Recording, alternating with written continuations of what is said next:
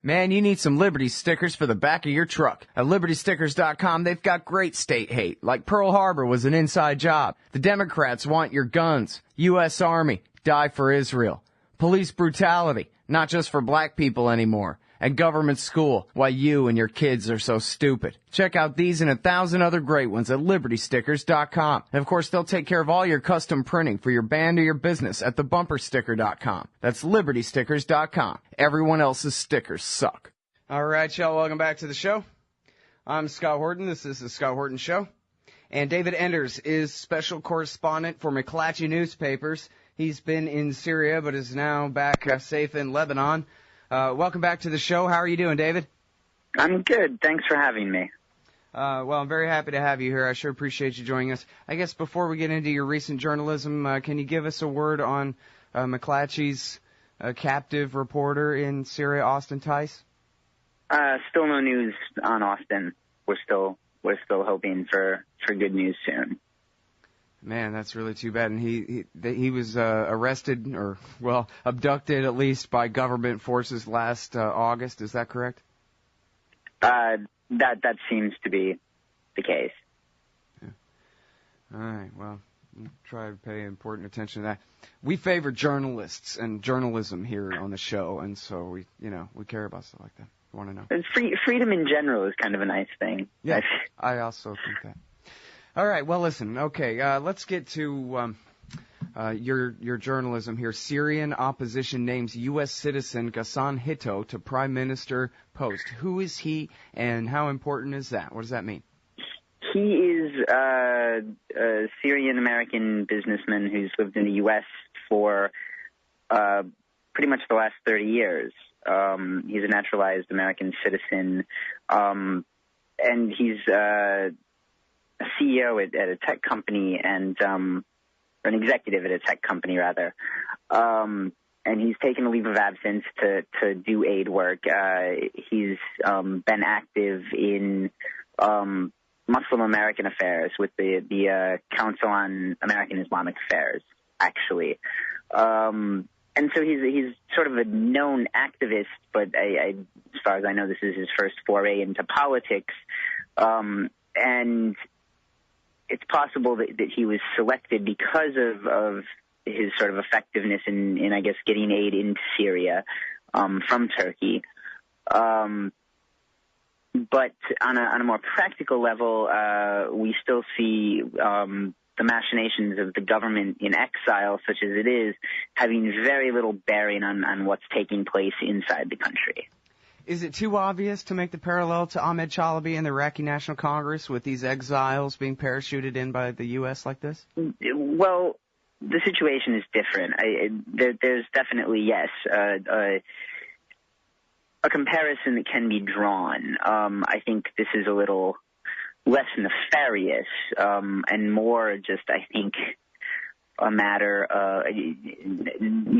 saying that the selection of Chalabi was basically to help prosecute a war based on lies and a war of aggression, whereas I think now what we see is a real reluctance to get involved and well, I guess I was really a very ham-fisted policy where the U.S. doesn't really have a lot of traction with the actual people on the ground. So what you're seeing is these are the people they have access to. These are their intermediaries. People who speak English, who are willing to work with people in the U.S. And there is some effectiveness in getting aid. The aid that's getting in is not nearly enough, but I did see some examples of it getting, and aid that was not tagged explicitly as foreign aid, but actually is getting through. Again, it's not close to enough, but but I think the Chalabi comparison sort of ends at the point at which, okay, here's somebody who's been in exile for a long time and probably doesn't have great traction on the ground. Yeah, I mean, and I'm sorry because I should have been more specific because that was the part of Chalabi of his story that I was thinking of, where the Iraqi people said, "Who? This guy? No."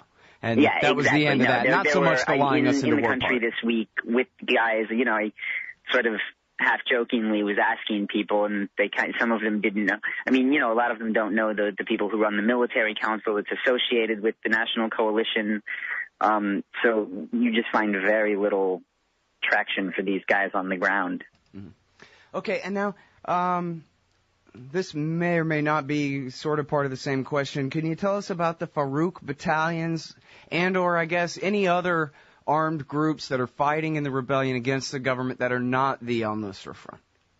Well, Farouk is a nationwide battalion that operates sort of independently of the military councils and espouses elections after the fall of the government. They're actually what I've found on my last trip inside was that you've got a situation where it seems like rebel groups are increasingly ready to fight each other over turf, over infrastructure, and mentioning al-Nusra, we saw them in eastern Syria actually squaring off with Farouk for control of a border crossing on the eastern side of the Turkish-Syrian border. So I guess that's kind of a broad question, but maybe one way of answering that is saying that what we see now increasingly is there are a lot of rebel groups. There are probably like 5 to 10 that stand out as large nationwide networks that have any cohesiveness. But still the fight is very, very local. And you don't have a lot of coordination from one place to another. And as I said, that's creating a situation where you have groups fighting each other, battling for control. You have different ideologies in addition to, simple clashes over turf and resources. So I found that very worrying on my last reporting trip there. Mm-hmm. All right, now, who knows how I phrased the question or whether it was right or not, but I believe you told me before that unlike during the Iraq insurgency, that what we would call al-Qaeda in Syria really is the predominant force here instead of just 2 or 3% and yet very flashy like it was in Iraq. Do you still think that, do I even have that right, and has that changed? Yeah. So Jabhat al-Nusra, which has been declared by the State Department as a front for al-Qaeda in Iraq, self-identifies as such and is now fielding very large numbers of fighters and are on the front lines across the country. They're taking hold of large parts of eastern Syria, including infrastructure. I was in the city of Raqqa last week, which is the largest city that's under rebel control now, and Nusra has, for instance, taken over a hydroelectric dam there and are supplying Raqqa with 24 hours of power, making it the only place in Syria that it's actually getting 24 hours of power. And so in addition to fielding large groups of fighters, they're also providing aid to the population, to a very much stricken population. The movement of refugees that I saw last week was kind of astounding. People being displaced the second time. Eastern Syria is this, it's an agricultural area and it's the center of the oil industry, and yet it's very impoverished. And over the last decade, there was a massive drought, especially 2006 to 2010, and the UN statistics are that more than 1 million people migrated from eastern Syria to other parts of the country and out of the country looking for work. And what we found on this last trip was that these villages that 6 months ago were still essentially, in some cases, dead villages, entirely abandoned, repopulated by people fleeing other parts of the country, the violence in other parts of the country. And so you just have kind of massive numbers of people who are displaced and in a very desperate situation in some places. And then in addition, you have, these groups are the only people offering anything.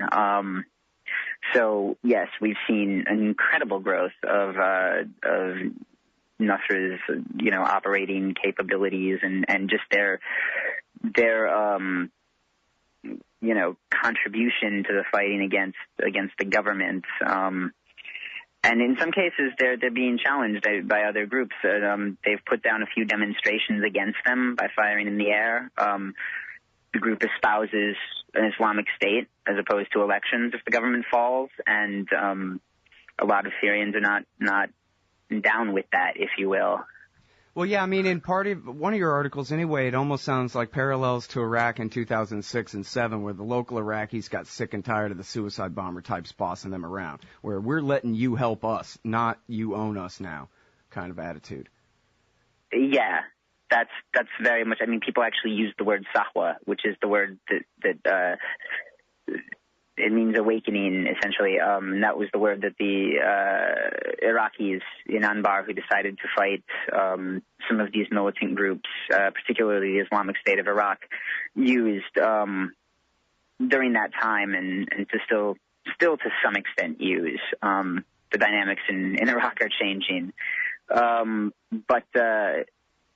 But yes, I mean, people are not thrilled to be detained by people. In one way they phrase it is that they didn't give up one dictatorship for another. And, you know, I'll give you an example. There are a lot of non-Syrian fighters in Nusra's ranks, and recently some colleagues of mine, Syrians, were detained by some of these guys, and they were let go. But I mean, just from a very basic standpoint, being detained by a bunch of non-Syrians in the place where you live does not sit particularly well for a lot of people. And so, I mean, you do have a worsening dynamic with the split between rebel groups. All right. Well, I know you got to go, so I'll go ahead and let you go here. Thank you very much for your time, David. I appreciate it. Anytime. Thank you. All right, everybody. That is David Enders, reporter for McClatchy Newspapers. That's McClatchyDC.com. Hey, y'all, Scott here. First of all, thanks to the show's sponsors and donors who make it possible for me to do this. Secondly, I need more sponsors and more donors if the show is to continue. ScottHorton.org/donate has all the links to use PayPal, Give.org, Google Wallet, WePay.com, and even Bitcoins to make a donation in any amount. You can also sign up for monthly donations of small and medium-sized amounts through PayPal and Give.org. Again, that's ScottHorton.org/donate for all the links. To advertise on the site or the show, email me, Scott@ScottHorton.org. And thanks. Hey, y'all, Scott Horton here for the Council for the National Interest at councilforthenationalinterest.org. CNI stands against America's negative role in the ongoing Israeli-Palestinian conflict, the war party's relentless push to bomb Iran, and the roles played by twisted Christian Zionism and neocon-engineered Islamophobia in justifying it all. The Council for the National Interest works tirelessly to expose and oppose our government's most destructive policies, but they can't do it without you. Support CNI's push to straighten out America's crooked course. Check out the Council for the National Interest at councilforthenationalinterest.org and click Donate under About Us at the top of the page. That's councilforthenationalinterest.org. Hey y'all, Scott here. Like I told you before, the Future Freedom Foundation at FFF.org represents the best of the libertarian movement. Led by the fearless Jacob Hornberger, FFF writers James Bovard, Sheldon Richmond, Wendy McElroy, Anthony Gregory, and many more write the op-eds and the books, host the events, and give the speeches that are changing our world for the better. Help support the Future Freedom Foundation. Subscribe to their magazine, The Future of Freedom. Or to contribute, just look for the big red donate button at the top of FFF.org. Peace and freedom. Thank you. Hey, y'all, Scott Horton here, inviting you to check out WallStreetWindow.com. It's a financial blog written by former hedge fund manager Mike Swanson, who's investing in commodities, mining stocks, and European markets. Wall Street Window is unique in that Mike shows people what he's really investing in and updates you when he buys or sells in his main account. Mike thinks his positions are going to go up because of all the money the Federal Reserve is printing to finance the deficit. See what happens at WallStreetWindow.com. And Mike's got a great new book coming out, so also keep your eye on writer MichaelSwanson.com for more details.